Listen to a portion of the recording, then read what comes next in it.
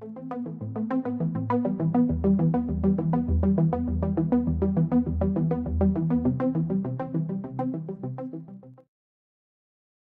Global Innovation Commons is the composting of the relics of the end of the industrial economy.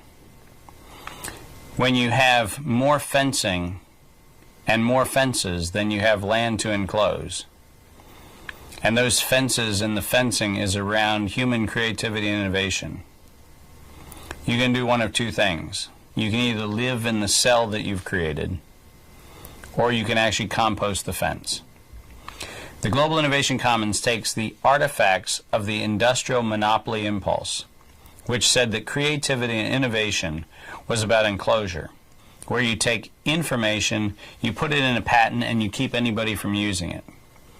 So you have an opportunity to build solar technology or wind technology or hydro technology or geothermal technology, but you're British Petroleum and you're more interested in pumping oil out of the Gulf. So what you do is you patent solar cells to make sure that nobody can produce them so that you can keep selling oil. And that, in fact, is what has happened. In the 56 million patents that have been issued around the world, only 3% have ever been put to any commercial endeavor at all. In that world, what the Global Innovation Commons does is say, great. In the arrogance of the industrial West, all of those picket fences and all of those barbed wire fences were put around creativity. But in the hubris of the West, they only put the fences up around themselves.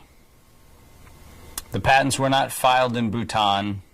They were not filed in Tibet. They were not filed in India. They were not filed in Cameroon. They were not filed in Brazil or Argentina or Chile or Uruguay or Paraguay or Ecuador or Malaysia or Indonesia. They weren't filed in the places where growth is happening. And so what we're doing is we're taking all the artifacts of innovation, all of the artifacts of a monopoly system. We're putting those artifacts into a very public, very visible, very accessible database, organized around human challenges, which are significant human challenges like clean water, like carbon alternative energy, like public health and disease prevention, particularly for the most intractable diseases that are facing humanity, for things like transportation systems, putting all of that information in an organized fashion so that everybody anywhere in the world